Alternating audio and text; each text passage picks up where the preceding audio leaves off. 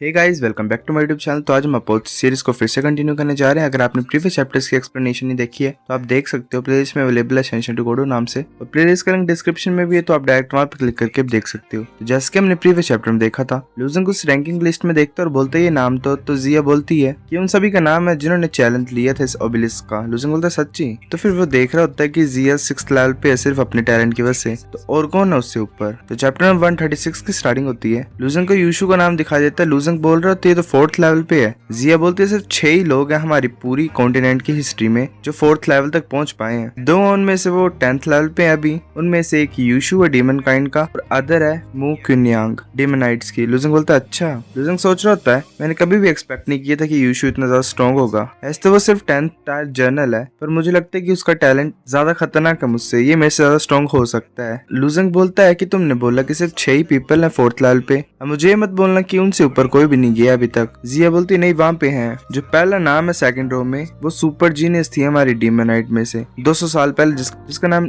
ली हुई है। लूजंग सोच रहा था अच्छा ये वो लेवल है जो सिर्फ जीनियस ही पहुंच, जो कि जीनियस में भी जीनियस होते हैं, तो उनके नाम का क्या जो फर्स्ट रो में है। मुझे मत बोलना अब क्या ये सभी जो नाम है यहाँ पे अपर एलम के हैं। लूजंग सोच रहा होता है कि यहाँ पे बड़ा सा सिमिलैरिटीज है टावर ऑफ सिन और सोरिंग ड्रैगन प्लेटफॉर्म में से। मुझे ऐसा लग रहा है कि ये अपर एलम में बनाया गया था और किसी तरह का ट्रेनिंग ग्राउंड था वहाँ पे। लूजंग फिर देख रहा होता है और बोलता है कि मैं युनलुओ का नाम क्यों नहीं फाइंड कर रहा हूँ यहाँ पे। जिया बोलती है सिंपल है क्योंकि उसने कभी पार्ट ही नहीं लिया इसमें। लूजंग बोलता है कि वो कभी भी टेस्ट नहीं हुई इस ओबेलिस्क ऑफ टैलेंट में। जिया पीछे की तो देखती है युनलुओ की तरफ और बोलती है ऐसे तो युनलुओ हमारे पास है, हमारे साथ है, पर वो कभी भी हमारे ऑर्डर्स को नहीं सुनती है। मुझे ऐसा लगता है कि वो इंटरेस्टेड भी नहीं है और ऐसा। लूजंग बोलता है अच्छा। फिर वो युनलुओ की तरफ देख रहा होता है। युनलुओ भी लूजंग की तरफ देखती है और आगे की तरफ आ रही होती है। युनलुओ आगे आती है और बोलती है कि ये अब मेरे को इंटरेस्टिंग लग रहा है, मैं भी ट्राई करती हूँ। ये सुन के जिया भी हैरान हो जाती है और बाकी जो वहाँ पे प्रेजेंट होते हैं वो भी हैरान हो जाते हैं। जिया लूजंग की तरफ देख रही होती है। लूजंग बोलता है ठीक है तुम पहले जा सकती हो, करना चाहती है तो। युनलुओ ओबेलिस्क के अंदर एंटर कर जाती है और फिर वो क्लोज हो जाता है। सभी देख रहे होते हैं उसकी तरफ। लूजंग बोल रहा था कितना टाइम लगेगा, और जिया बोलती है डिपेंड करता है, ये मिनट्स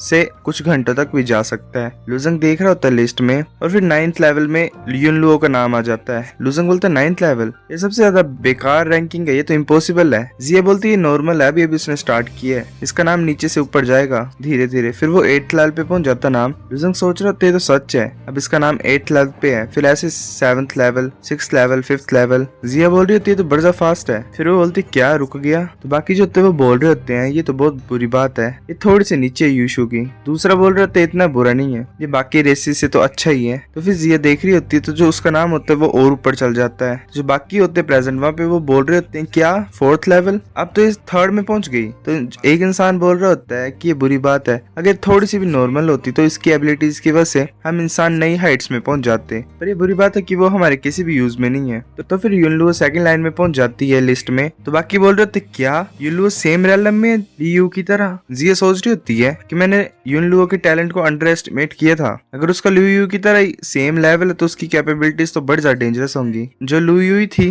वो जीनियस थी डीमोनाइट्स में से, और वही एक है जिसने ये जो बैलेंस है टावर के बीच में वो क्रिएट किया था। 200 साल पहले जो डीमंस थे वो बड़े ज्यादा स्ट्रॉन्ग थे, अभी जैसे उनसे भी ज्यादा स्ट्रॉन्ग। ऐसे तो रूल्स थे पर उनके पास हाफ सीट थी टावर की, और जो बाकी रेस थे उनको वो दबा के रखते थे। बट जो लियू थी वो टॉप पे पहुंच गई टावर की, और उसने 12 टॉप डीमन लॉर्ड्स को मार दिया जब वो ऑब्टेन करने लगी हुई थी सीट्स को। उसने ये डीमंस के तमाशे को क्लियर किया जब उसने 12 डीमन लॉर्ड्स को मार दिया और उनके प्लेसेस को ले लिया। उसके असेंशन के बाद जो डीमन नाइट्स की जो कैपेबिलिटीज थी वो डीमन से ज्यादा स्ट्रॉन्ग हो गई। डीमंस के 2 होली लैंड्स को अगर इकट्ठा किया जाए, अगर वो साथ में काम करे तो ही वो उसका मुकाबला थे। अगर जो युनलुओ वो हमारी हेल्प करेगी तो इंसानों के लिए अच्छा होगा। तभी युनलुओ का नाम और ऊपर चल जाता है और बाकी सभी हैरान हो जाते हैं। तो एक इंसान बोल रहा था क्या ये तो 5 नेम सिर्फ लेजेंड के हैं और जो कि इस कॉन्टिनेंट में कभी एग्जिस्ट ही नहीं करते हैं, और युनलुओ वहाँ पे पहुंच गई है। फिर युनलुओ बाहर की तरफ आ रही होती है और बोल रही होती है कि मेरी बारी हो गई, अब तुम्हारी टर्न है। लूजंग बोलता है ठीक है और चल पड़ता है अंदर की तरफ। जिया बोल रही होती है कि तुम्हें अपना बेस्ट करना है। लूजंग बोलता है मैं अपना बेस्ट ही दूंगा। फिर लूजंग एंटर कर जाता है और वो डोर क्लोज हो जाता है। लूजंग जैसे एंटर करता है लूजंग सोच रहा होता है कि मैं बड़ा ज्यादा क्यूरियस हूँ कि ये कैसे टैलेंट को टेस्ट करता है। ऐसे टैलेंट और ट्रेनिंग जो वो डिफरेंट है, तुम ऐसे डायरेक्टली टेस्ट कर सकते हो किसी की ट्रेनिंग को, ऐसे इल्यूजन को क्रिएट करके एनिमीज की और उनके ऊपर अटैक करा के, और तुम्हें फिर रिजल्ट मिल जाएगा उन्हें हरा के। अब मुझे ये मत बोलना कि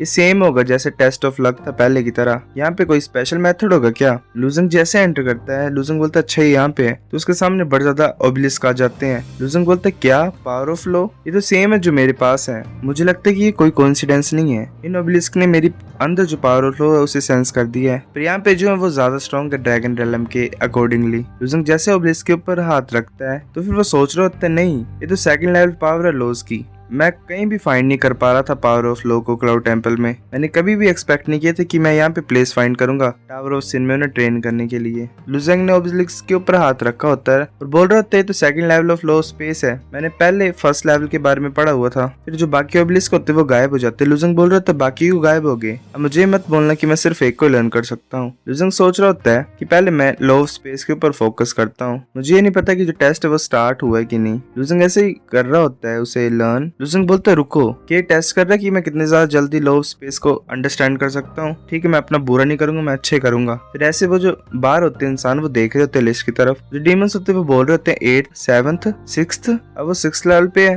तो जिंग होता है वो बोल रहा होता है कि ये बुरी बात है, मैं जिया के इक्वल हूँ होली लैंड में, पर मैं सिर्फ 7th लेवल पर पहुंच पाया था। ये बच्चा इतना ज्यादा ग्रेट कैसे कर रहा है। मैं जिया को लाइक करता था कुछ टाइम से, पर मैंने अपनी आंखें रखी थी उसके ऊपर, पर ये पता नहीं कहाँ से आया बच्चा और ये मेरे से स्ट्रॉन्ग भी है। पर मुझे नहीं पता कि मैं इतना ज्यादा पावरलेस क्यों फील करता हूँ जब मैं उसे फेस करता हूँ। लुजंग फिर ऐसे जो स्पेस लो का ओबेलिस्क होता है उसमें एंटर कर जाता है। लुजंग सोच रहा होता है जो फर्स्ट लेवल होता है लो स्पेस में वो बाईपास होता है। जब तुम इसे लर्न कर लोगे तो तुम स्पेस में से किसी फैब्रिक की तरफ बाईपास कर सकते हो शॉर्ट डिस्टेंस में, जैसे मैं अभी कैपेबल हूँ करने के लिए। जो सेकंड लेवल है वो होता है टियर। ये तुम्हें अलो करता है कि तुम स्पेस को फाड़ सको अगर तुम इसे मास्टर कर लो तो। जो फटा हुआ स्पेस जो होता है उसे तुम ब्लॉकिंग के लिए भी यूज कर सकते हो और तुम एज अ वेपन भी यूज कर सकते हो। लुजंग बोलता है मुझे और जल्दी इसे लर्न करना चाहिए। फिर जो ओबेलिस्क होता है वो डिसअपियर होने लग पड़ता है। लुजंग बोल रहे थे ओबेलिस्क ऑफ टैलेंट कर क्या रहा है, मैंने सिर्फ थोड़ा सा पार्ट समझा हुआ second level of low space को। फिर जो लुजंग के अराउंड जो स्पेस होता है वो